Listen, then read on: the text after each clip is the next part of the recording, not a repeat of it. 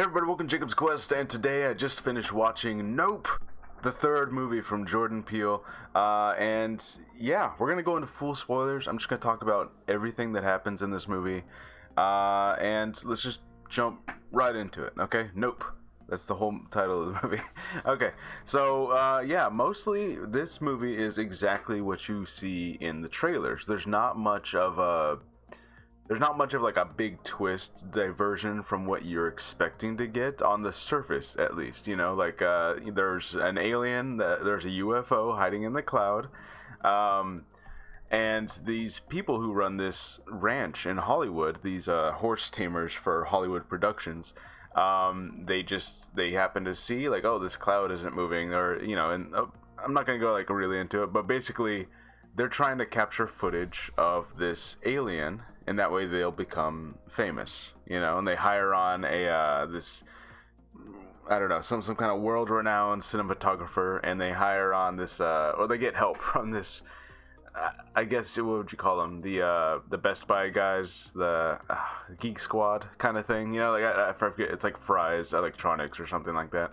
Anyways, basically they're just trying the whole movie to capture footage of this thing. They put up surveillance cameras, and they try to put up this analog camera at the end, and all kinds of stuff.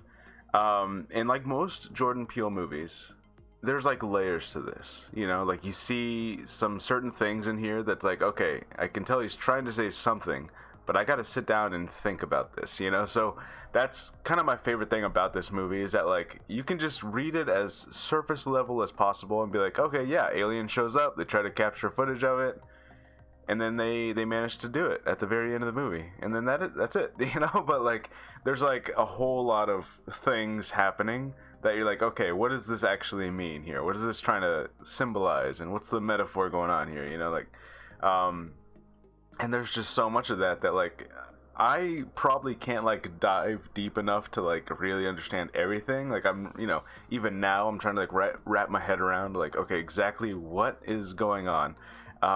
There's probably gonna be, you know, 100 different articles and YouTube video essays trying to, you know, dive deeper into exactly what all of this means. So let's just jump into it. Here we go.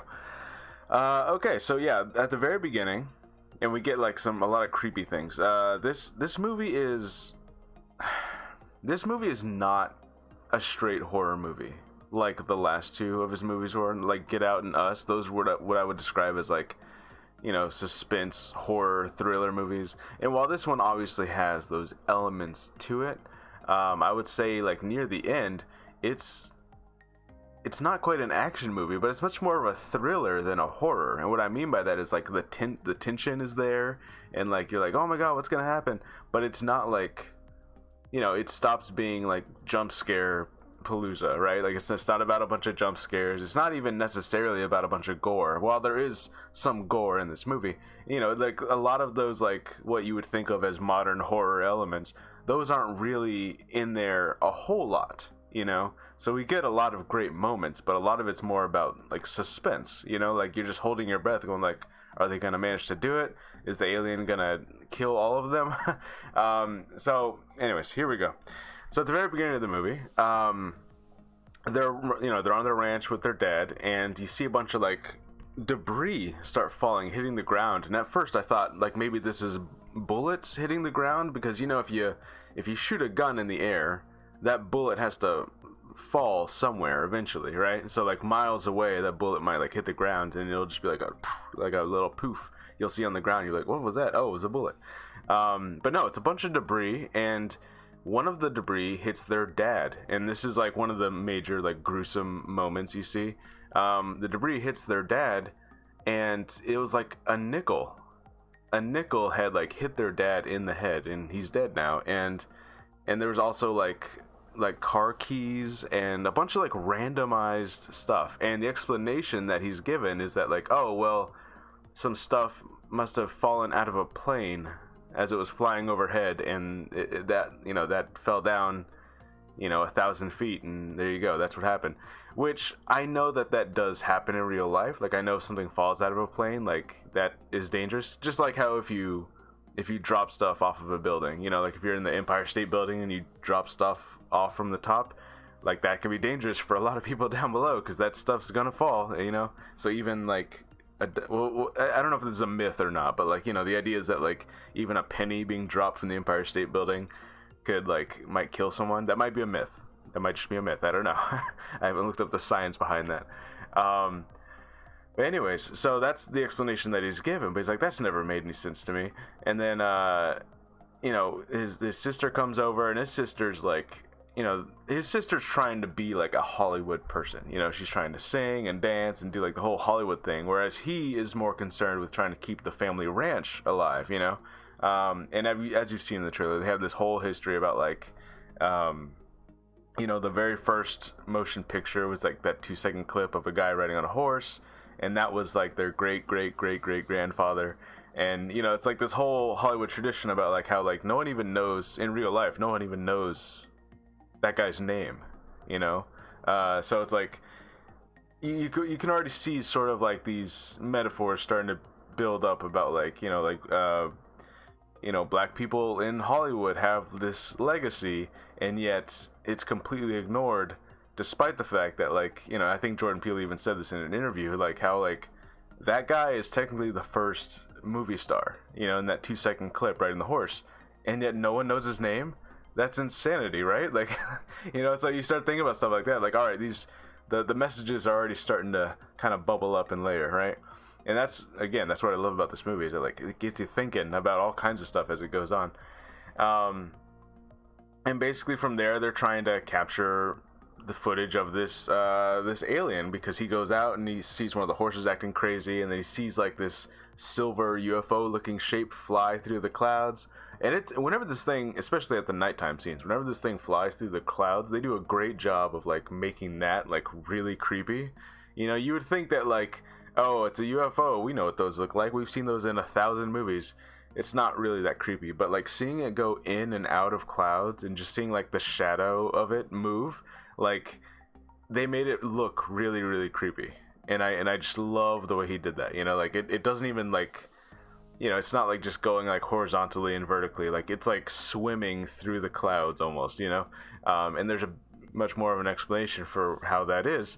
And basically they go to like Fry's Electronics, and they get this Geek Squad guy. I don't know, it wasn't Geek Squad, it wasn't Best Buy, but you know, anyways, they get him to come help and install the cameras, and they're trying to look for the alien, but then all the electricity goes out whenever the UFO starts showing up, and they come to the idea of like oh, you know, little aliens are gonna come out of this ship and all this other stuff. And then he's like, well, what if it's not a ship? What if that is the alien? And that turns out to be the case. You know, as we go on throughout the movie, we start seeing that the UFO, instead of it being like a tractor beam that picks things up, it's actually more like a mouth that's like just sucking up any, like all the horses and all the people they can come across. And so by the end of the movie, you know, we're just gonna jump to the end here, the UFO shape starts to unfold, and it's like a cross between a jellyfish and a butterfly. You know, it's like real ribbony, you know, like it looks like it's made out of fabric, you know, like this really loose fabric, kind of like a jellyfish, right, in the water. And it is one of the most interesting alien designs I've ever seen. And I love the, you know, I guess you could call it a twist, that it's, instead of it just being a UFO, that is the alien. It just looks like that. When it's like, you know, in its more compact shape, it looks like a UFO as we've seen it traditionally. But there's no like small people coming out of it.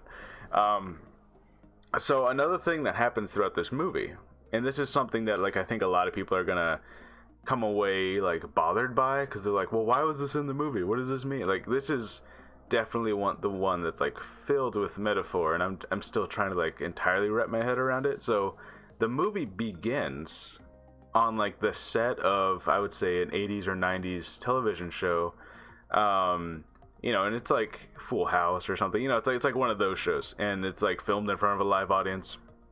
It begins, we hear the audio of these, you know, the cast like, oh, happy birthday, Georgie, or whatever his name was, right? And then we start hearing this animal, like a chimpanzee, shrieking and making noise, and people are screaming, and then we cut to, we cut to the actual, like, we're seeing it, right, because it was just a black screen before, and then we're seeing it, and it's yeah, it's this chimpanzee. He's got blood all over him, like he's just attacked people. We see someone's legs, like, just like still on the ground, and we don't know if they're dead or not. And then we see, like, the chimpanzee, like, look at the camera, and then it cuts to, like, the movie starts now, like, and throughout the movie we see more and more flashbacks to this moment from back, like, in the 90s or 80s or whatever, of this horrible attack on this television show. And this doesn't really have anything to do with, like, the surface level plot of the alien showing up and them trying to capture footage of it. This is like a entirely, what this turns out to be is the backstory for a different character. Okay, and this is basically this guy used to be a child on several different TV shows throughout Hollywood, right? And he starts running this ranch, which is essentially like a little, it's kind of like an amusement park almost. I don't know what else you would call it, but it's like a ranch amusement park type thing. And he lives, like, right next door to where the alien stuff is happening. These people taming the horses. And he invites them over, and he buys horses off of them, which is going to turn out to be an important plot point. He buys their horses because they're struggling for money, right? And then he explains this whole backstory of, like, oh yeah, I was on this show, and they even, like, made, Saturday Night Live skits about it, so it's kind of this message of how, like, these tragedies in entertainment go on to just become different entertainment. Like, they had this, somewhat tamed animal who, for whatever reason, the balloons started popping, or maybe the lights were too bright or something. The animal attacked everyone, and it was this horrible tragedy. And then, like, the next week it's on Saturday Night Live, like, as a joke, and it's just more entertainment for people to watch.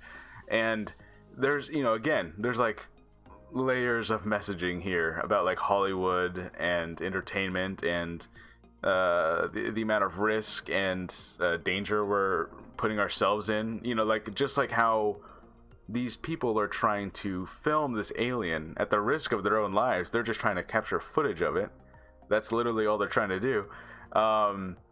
In the same way that, the people on this TV show were working with this chimpanzee who, no matter how tame you might have a chimpanzee, it's still an animal, you know what I mean? Like, the wrong thing sets it off. Chimpanzees can do a lot of damage, which, by the way, I'm pretty sure this movie triggered a new fear of chimpanzees in me.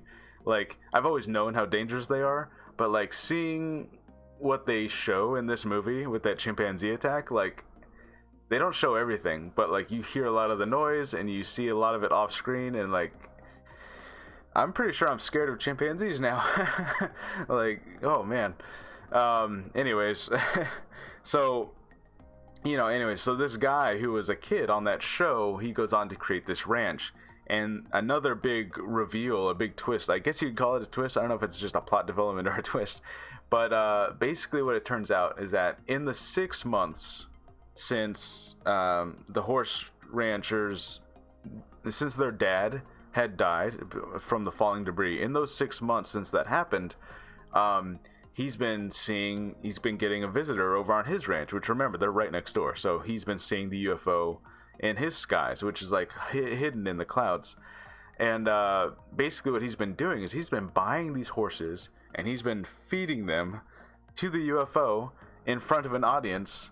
And the audience just, like, they pay to be here, and this is just part of the show. This is just, like, a big part of it. He feeds the horses, the UFO comes down and gets them, and that's the show. Which, of course, the time when he's about to do it again, everything goes horribly wrong. The UFO attacks everyone, and, like, this is, like, again, one of the, like, the big horror sequences. Like, the UFO comes in, just takes everyone. You hear people screaming, and you see, like, the shadows of bodies being, like, sucked into the UFO, and just everyone's just being digested inside of it, and it's, like, it's real crazy. So again, like, these metaphors of, like, just like how having the chimpanzee on this show obviously turned out to be a big risk and a danger to everyone, but it was for the sake of entertainment, you know?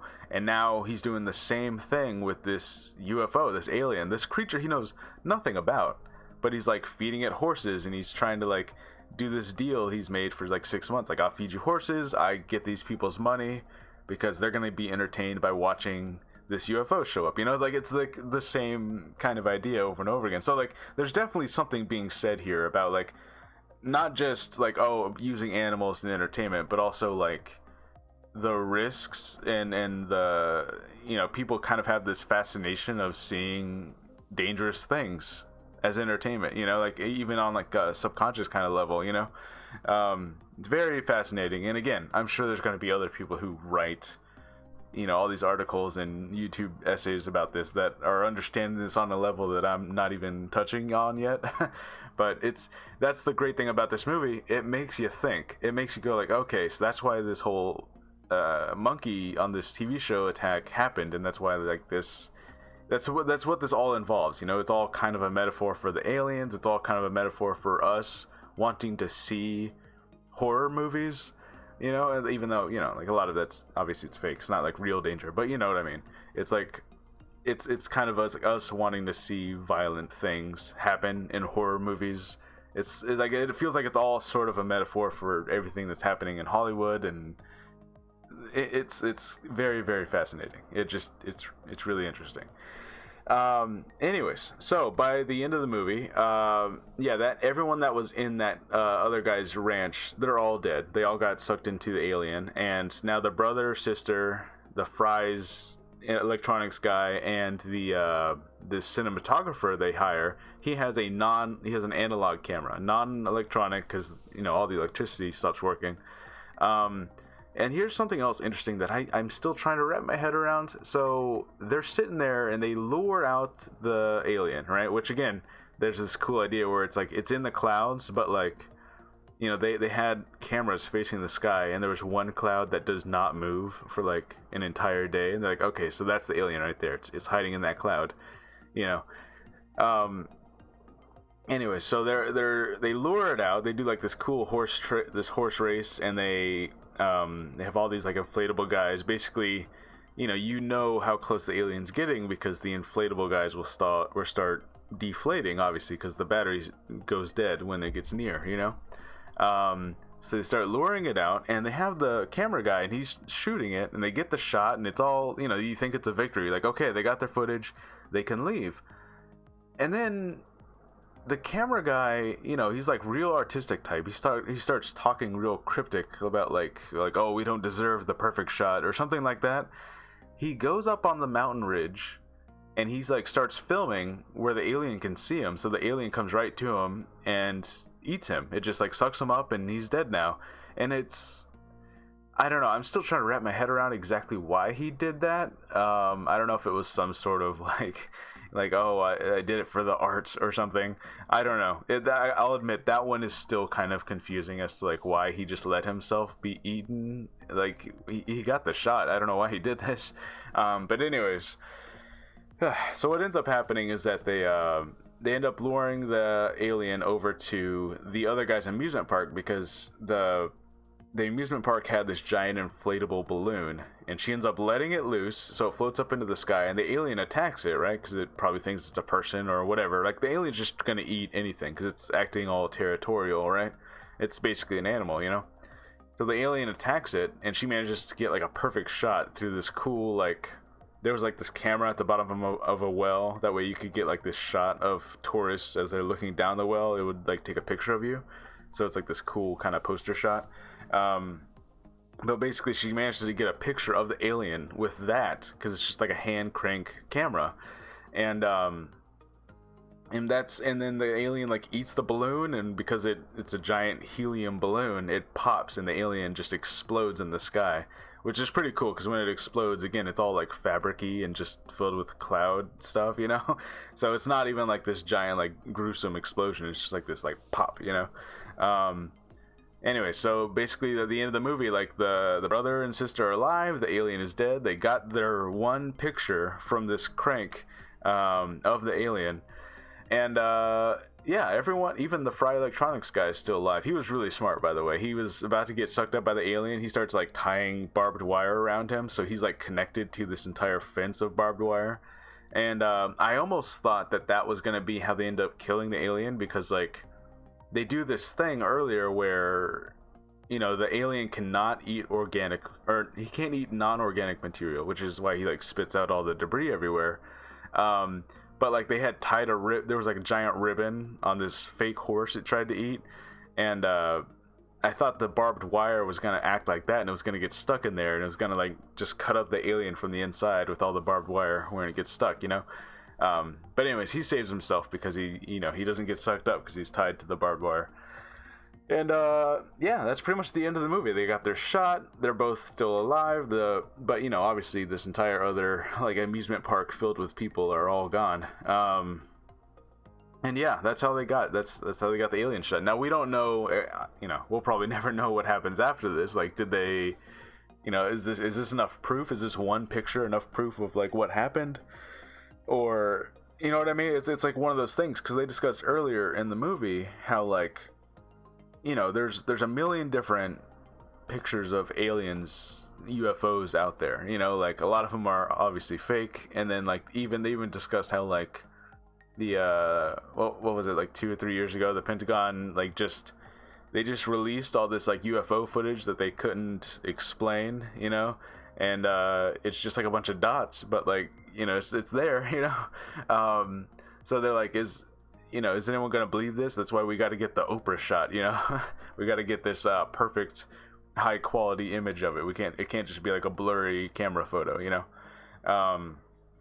So I don't know, there's a lot to unpack in this movie. I didn't even touch on this. There's in the middle of their attempt to lure out the alien with the horse, this guy from TMZ or something, like this paparazzi dude, he shows up on his motorcycle, and you know, of course, he doesn't know what's happening. He's just got his camera out and he's asking questions like, hey, where'd all those people in the amusement park go? What happened here? You know, what's going on? And of course, he starts getting attacked, and as he's being attacked, he tells the other guy, like, wait, grab the camera, film this, don't help me, film this, you know.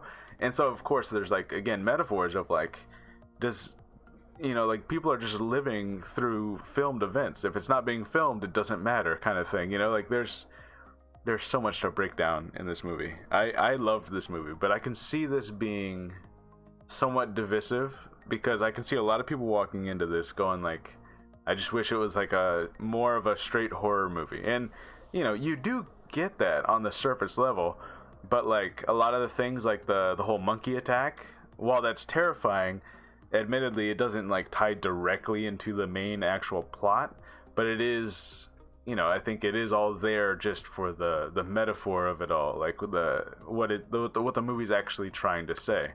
So I don't know, I really, really enjoyed this movie, and I can see myself watching this over and over again, like just trying to break down and catching stuff that I didn't catch before, you know, like just little moments. I think this was great, honestly. Now, compared to his other 2 movies, it's too early, I think, for me to sit here and try and compare it to those. You know, like I love both Get Out and Us. You know, I know a lot of people maybe didn't like Us so much, but I actually really love that movie too. It's too early for me to compare this one to those. It just is. Like I'm still sitting here thinking about like all the messages and what it's trying to say about Hollywood and the system, and what people will do for entertainment and what people will do to get famous, and you know, like there's so much going on here. I love it, you know. And I think that's the thing, is that like this is more of a story about Hollywood and the entertainment industry in general than it is necessarily just an alien movie, you know. Like you can read it that way if you want, and if anything, this is like the most interesting alien creature design I've ever seen, you know. Like I love the idea that it's not a ship, that the UFO looking thing is the alien, like that is the creature, you know. I love that idea. It's so simple and basic, but like it works, because I don't think I've ever seen any movie do that before. So I really, really enjoyed this movie. I had a good time. I had a real good time. Anyways, So yeah, let me know what you guys think about Nope, the third Jordan Peele movie. It has a lot to say, has a lot to think about, and maybe that won't be for everyone. I can see this being a situation where a lot of people are just like, oh, I just wish it was a scary alien movie, and that's all they wanted, right? And again, you do get that, but it's just there's so much more going on here than just that, you know. And I can see some people not appreciating that as much as I do, you know. Anyways, let me know what you guys think, and I'll see you guys next time.